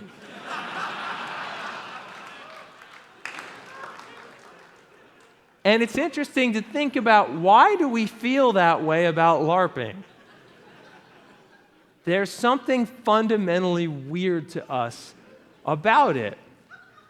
And either we'll stay that way, and these two worlds will have to stay apart somehow, or maybe they'll find ways to come together, because fighting is awesome, right? Fighting is like totally cool and fun, and I think we're about 5 minutes away from somebody saying, hey, this Wiimote is cool in my living room, but what if I made a battery-powered one and put it in a foam sword, and it could measure how fast I'm swinging it, and it could measure when I have contact with somebody, and it will automatically, transfer the hit point damage to him based on how much his armor's already absorbed. I mean, that would be sort of cool, right? I think that's going to happen. And I think people are going to start doing that. And the question is, will it be a sport, like fencing?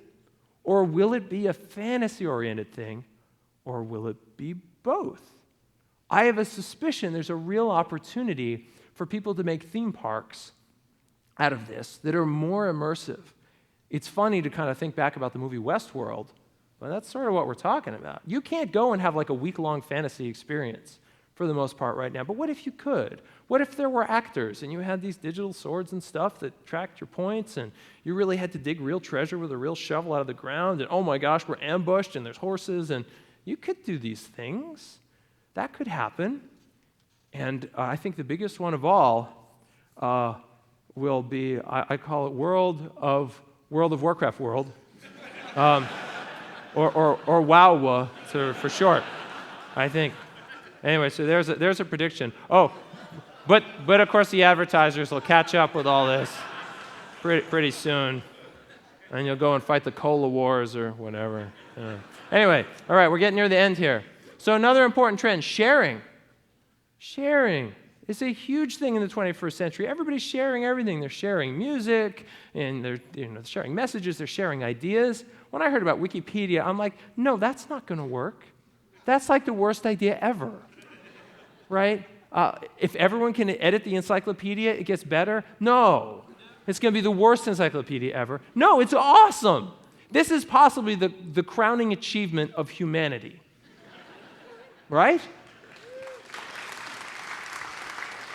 So people love sharing. They love to share. And the games give them a lot of opportunities to share. And we've seen this in some games. Little Big Planet, you get to make levels and share them. And they've shared 2 million levels with each other. And it's cool and it's awesome. It's a huge trend.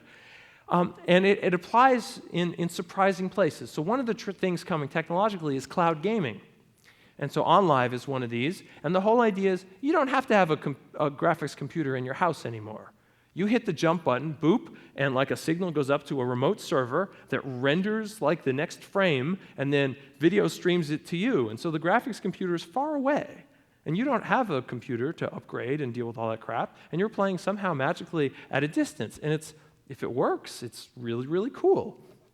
Now, some people criticize cloud gaming, and they say, wait a minute, I'm not sure this is going to work. They say, OnLive is kind of like wine in a box.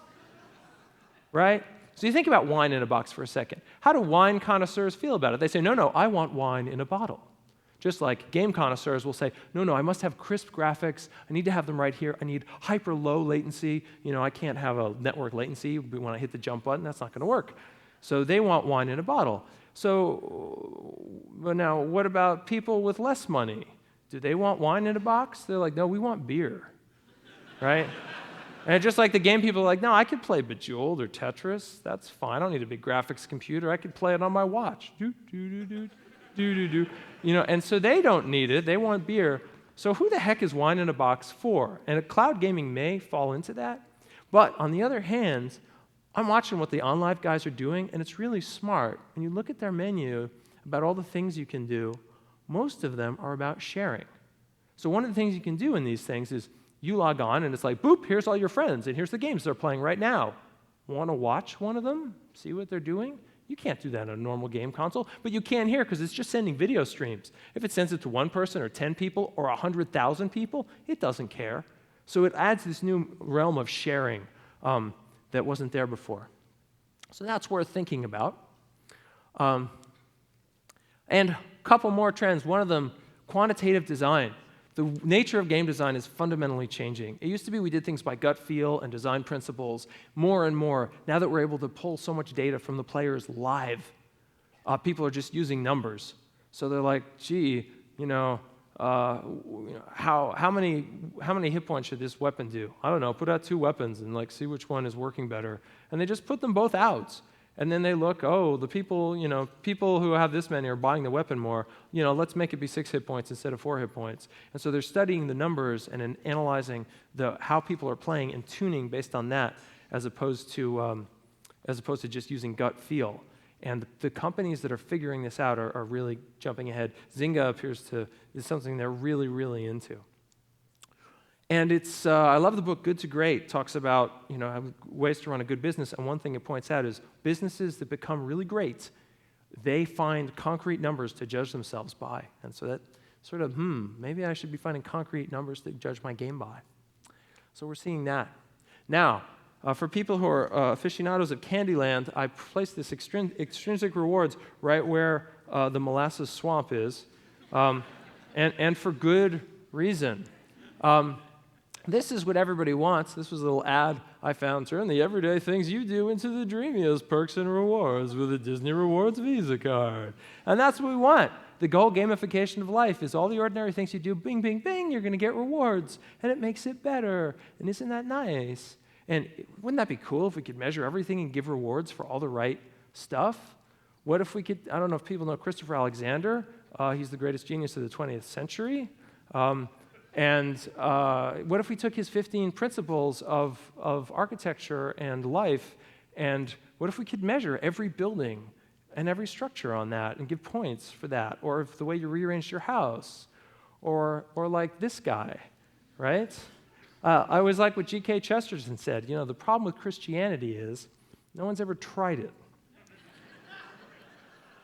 Or what if we had an easy way to kind of give you points and ratings about, hey, you're doing good Christian ethic, that's good behavior. Would that make things better? Well, Alfie Kohn says, hell no. And anyone who's anywhere near this space should read the book Punished by Rewards, which is all about the fact that study after study after study shows that if you bribe someone to do something, they come to hate that thing. And this goes for getting a gold star in school or getting a performance-based incentive at work, that these things all tear you down. And this has huge implications for game design. I wish the psychologists could have told us about this a long time ago, but I don't know what's up with the psychologists, quite frankly. They either don't understand about how to be helpful with entertainment or they don't care. And if you don't believe me, I've been to their parties. It stands to reason if they know so damn much about the human mind, their parties would be freaking awesome.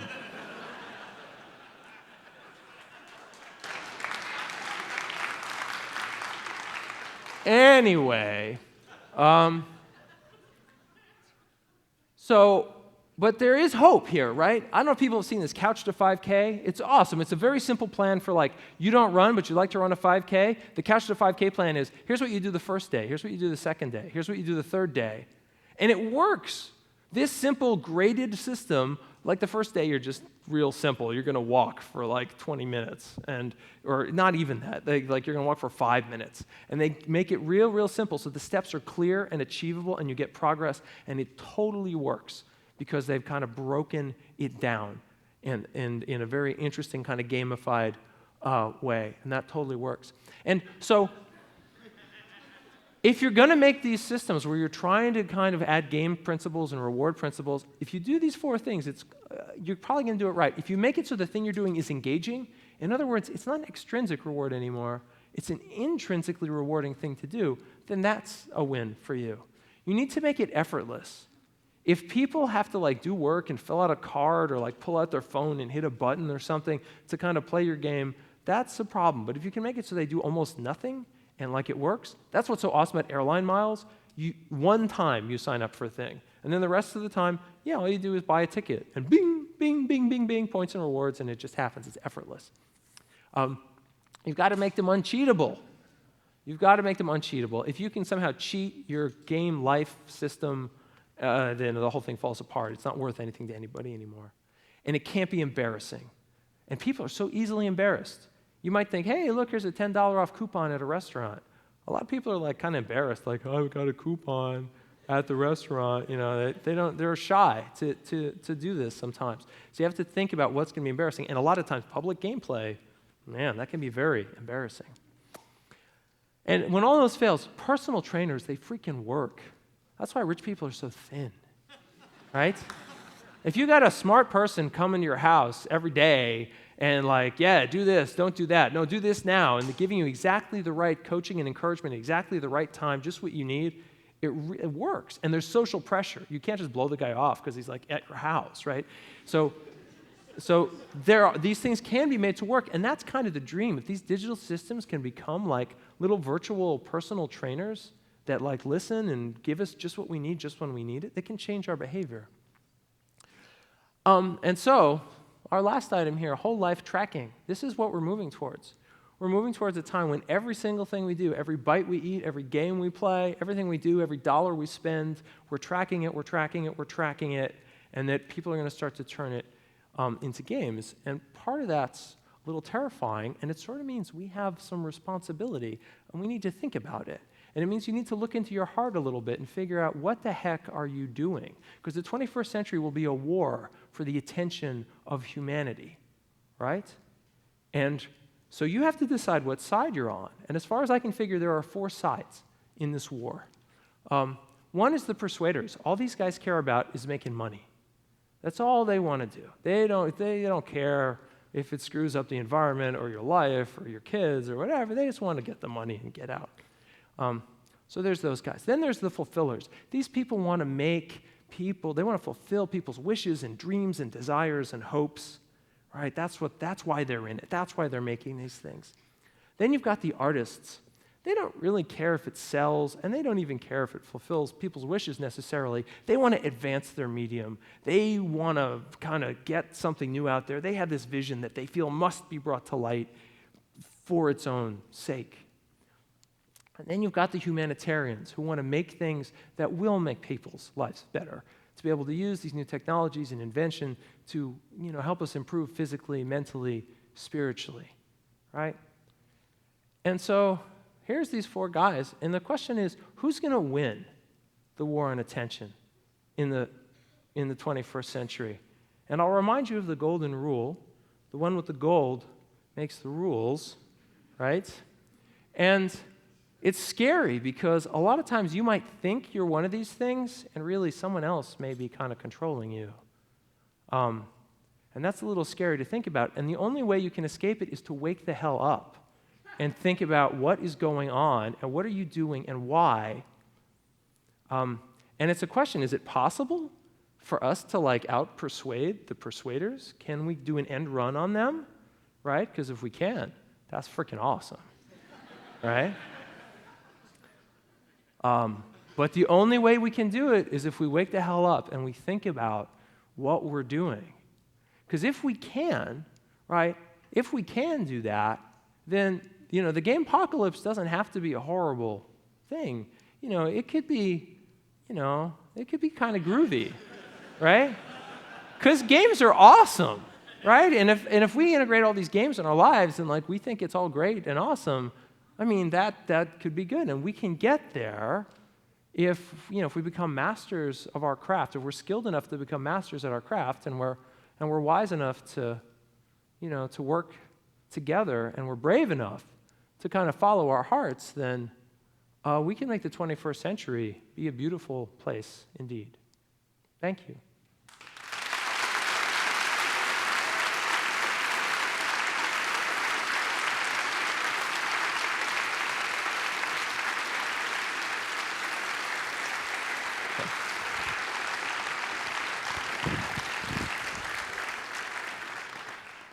I hope I didn't go too super long. I know I went a little long. Fantastic. All right, thank you. So I'm Kevin Kelly. I'm with the Long Now Foundation, and I get to relay your questions, of which there are many. This is cozy. I'm gonna. Yeah. Okay, great. Good to see you. I'll go over here. So you're often asked this, I'm sure, but you play a lot of games. Do you have a favorite game that you like to play? Well, I play a lot of games. So I have a 9-year-old daughter, and so a lot of my game playing is sort of focused on sort of what she's into. But like when I'm all by myself, there's a game. This is my favorite game of all time. I don't even know why I talk about this. Blast Core for the Nintendo 64. Anybody? Yes. I know it's stupid, but like it's interesting to me because that game was not popular.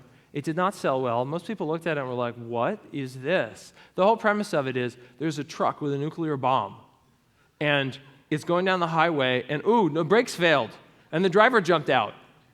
And it's like heading at a city, and the atomic bomb is active somehow. So they've evacuated the city, and they send you all by yourself. And your job is you must get everything out of the truck's way. And so like you drive in a little Dodge Dart and you pull over and you find a bulldozer and like you start knocking down this wall so you can get to the train and get over here and get the giant robot and smash all these things. And don't touch the truck because it's going to be a nuclear explosion. Anyway, I liked it a lot. So Chris Sari says, gambling is addictive as it triggers rewards in a very engineered, semi-random way.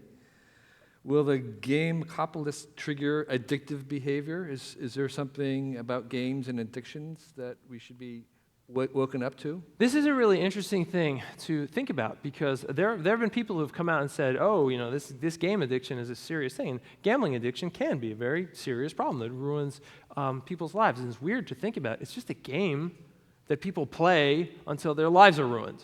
Right? and some people say, oh, these massively multiplayer games are just as bad because if you bad game designers, you design them that way to be addictive. You make people want to keep coming back and playing them more and more. And if you would just stop doing that, the problem will go away. And that's like saying, this obesity problem, it's those bakers. Their cakes are so delicious. If they would make them less delicious, problem will go away, right? And so that's obviously not realistic. So it is something you have to think about, like what is the impact that your game is going to have? It's a difficult question. I don't have an easy answer for that. So Michael M. has a question. Many games are short phase. They can be played in a very one sitting, maybe a few hours even sometimes, or at most maybe a couple of weeks. This is the Long Now Foundation, thinking long term. Yeah. So what about very long games? Well, we have some. Like the massively multiplayer games are certainly that way. I mean, we launched Toontown in 2002. It's 2010 now. It's 8 years. And the thing's still going strong and more subscribers all the time. Look at World of Warcraft and its growth and 10 million players and it's hanging in there. Is it going to go away? Do you think? I don't think it's going away. Which leads to this really weird question. Like, what should you do with avatars when you die? Maybe we'll have this situation where we leave our avatars to our children, and they keep the characters going.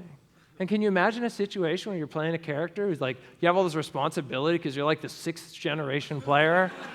It's been 200 years of this character, and it's funny to laugh about, but why the hell won't it happen? I don't know. I think it probably will. Do you think that we're still playing some games that have begun in previous generations right now?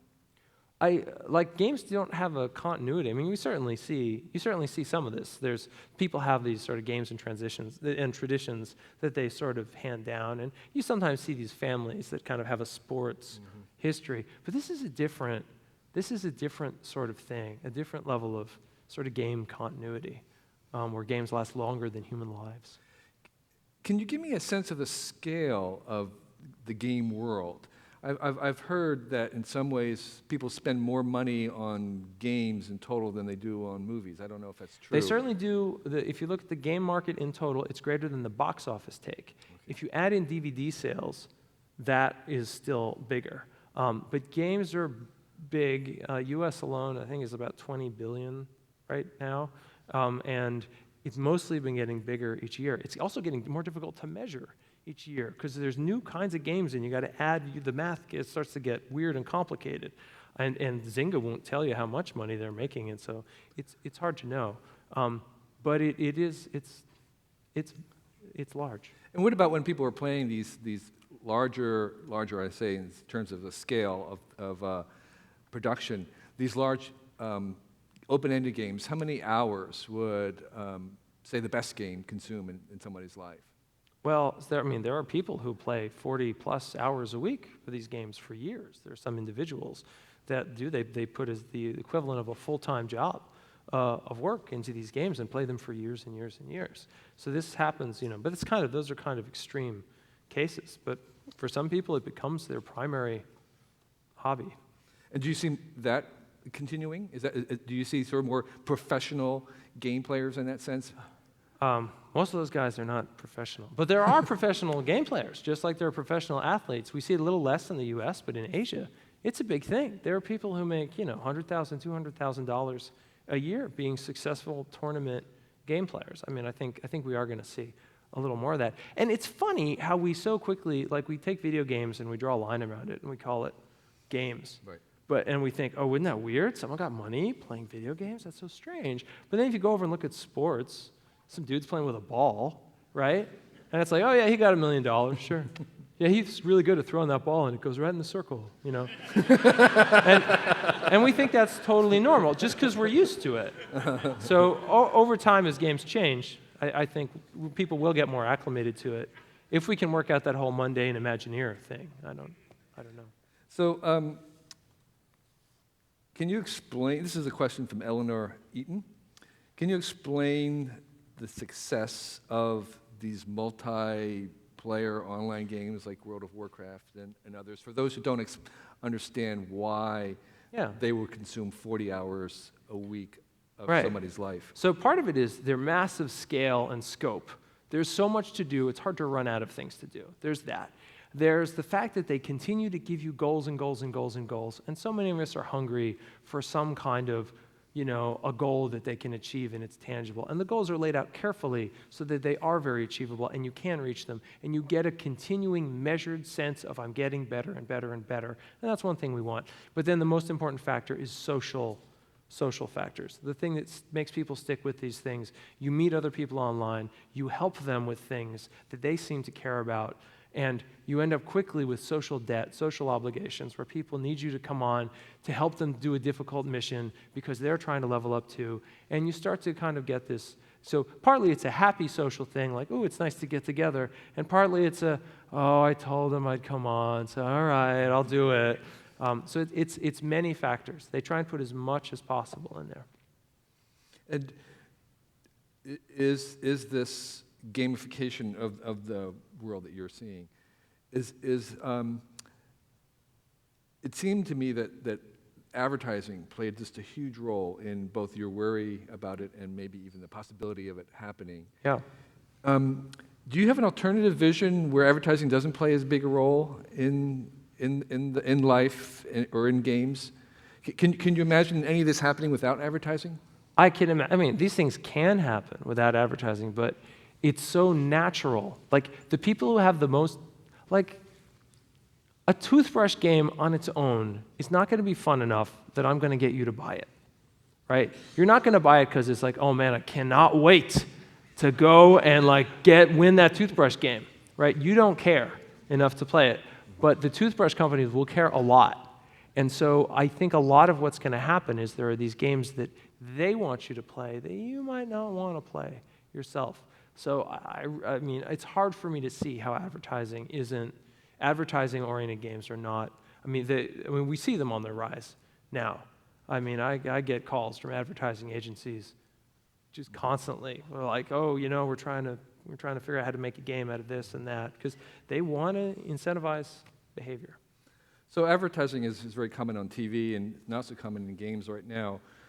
Do you think it's a good thing that kids are spending more time playing games and less time watching TV? Is playing games better for kids than TV? It's a very difficult question. I'm always hesitant to kind of condemn anything outright. I mean, I watched a ton of TV when I was a kid. That's why. Right. Well, but I think, and I'm like, man, what a waste of time that was. And I'm like, no, I used a lot of that to think about things and used it as an anchor.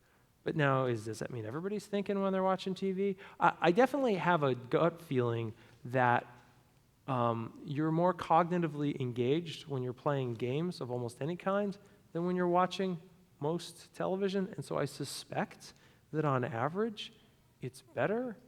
But it's really hard to say. It's hard to measure. It's hard to measure these things. I mean, people's criticisms are, oh, the kid's just sitting there. I'm like, yeah, no, he's reading a book. I mean, oh, my kid, he's just sitting there. He looks at this piece of paper and he stares and stares. And sometimes he like just moves his hand. What is this?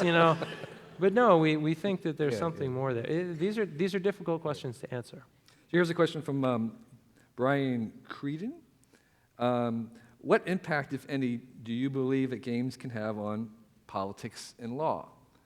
Oh, that's a good question. People have already done some experiments in this area, making games that are trying to influence people's behavior.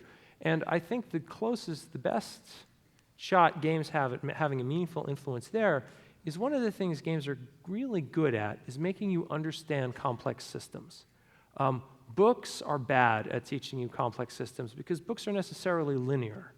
Like if I want to teach you about the workings of, I don't know, the human circulatory system or the slant six engine, right? I can try and have a book go piece by piece, but if you have like a working version of it that you can play with, you're going to understand it so much faster. And so many of the decisions that people in law, people in politics have to make are about complex interconnected systems. So a game we made it started at Carnegie Mellon University, was a game called Peacemaker, and ended up, the students who made it spun off a company, Impact Games, was all about this. And the idea of the game was to simulate the Israeli-Palestinian conflict.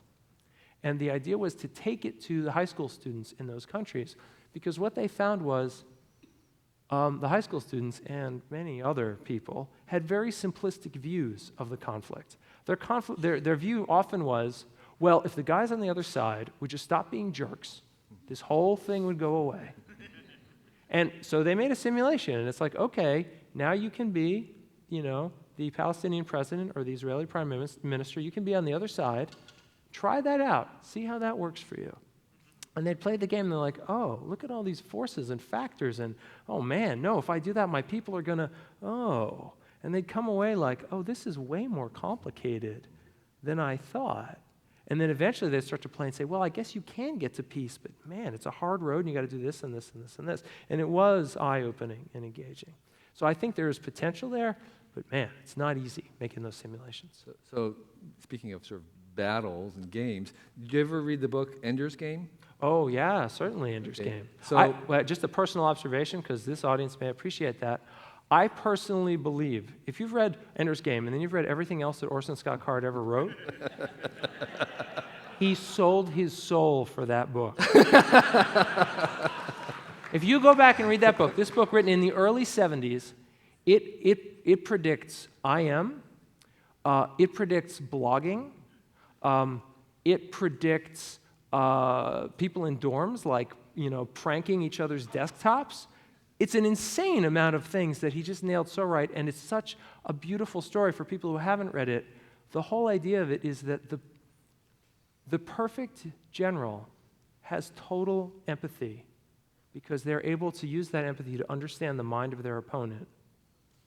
But of course, they need to destroy that opponent, which is going to make them go insane. And that's like the whole fundamental. Anyway, it's a beautiful book. I'm sorry, I talked too But long. we have a little bit of a sense of the Ender's Game actually with the drones in Afghanistan. Right. And the gamification of war. Does that fit into your scenario very much? In Oh terms my of gosh, I mean, so much stuff is happening in terms of simulations. Simulations are turning the military upside down in some ways. I remember I was called into some kind of think tank thing a few years back because the soldiers realize that good simulations can save their lives. They know that, man, we're going to go on this mission, we're going to do this. If I can practice with a simulation, I'm going to be better. And often they found themselves dissatisfied with the simulations they were provided. So they're like, whatever, get me some Unreal Tournament, boop, boop, boop, boop, boop. I'm going to make the simulations myself. And, and here you've got these generals walking around. It's like, what the hell is this that you're doing? Oh, we made it ourselves. You what? You just went and made it yourself, and you're making decisions that we didn't come from the top down? And in the middle of a discussion, like some people were really like, yeah, this is great. It's going to democratize the military. Right? And the generals are all like, what? And one of the older guys in the room says, let me tell you something. In all of history, there's only been one young, wise man, and he got nailed to a tree. Anyway, so simulations really are starting to make a big difference, and in ways, it used to be the military invented real-time 3D graphics so they could do this stuff. Now they buy it from game companies because game companies have more money than they do. I don't even like to think about that. So you talked a little bit about intrinsic rewards and the punishment of rewards. Here's a question from Michael Kim. What's your view on the dichotomy of balancing extrinsic rewards versus intrinsic rewards when it comes to gamifying personal experiences? Right. I mean, the thing to understand about extrinsic rewards is they are fleeting, they are temporary, people will do them as a novelty, and they quickly get really sick of them. The experiences that last long terms are ones that people will find intrinsically rewarding. And this is the thing the advertisers don't get, and you're going to see so many experiments that are going to give you points and prizes in order to get you to do these things. And a lot of them are just going to fall flat on their face because what they're creating is not interesting enough, engaging enough, meaningful enough to you. It's going to be, what'll be cool though is it'll be a huge petri dish where we're going to see thousands of experiments, and the clever and wise ones will survive, and lots of them will die in the process. And what motivated you to get into games? You mentioned the number of hours you spent watching TV. Was there something else? Did you play a lot of games as a kid? I played a lot of games. I've always been fascinated. I've always been fascinated with anything that seemed magical. And games are freaking magical. You look at a game of Monopoly or something, and what do I got? I got a lump of cardboard. I got like some rainbow fake money. I got these little metal things. And then like suddenly we're having a fight. Right? And I'm like, I got the dice and I'm sweating. I'm like, I hope I don't land on boardwalk. Oh my God. Oh my God. Right? And all these emotions came out of these little things in this little set of rules. And that always seemed like incredibly magical to me. So that's partly, what's always fascinated me about games. And there will be more magic in games with technology? Oh, sure. And technology lets you have things that are just, that's one of the great things, we made that, making things, we put these things in the theme parks and such, and people come and they're like, what? Is that possible? I didn't know you could do that. And that's one thing that I love to hear. I didn't know this was possible. Like in that Toy Story Mania for Disney World, we made the opening scene. There's a thing that happens in the opening scene, if it doesn't happen anywhere else, where the characters invite you to throw pies at them.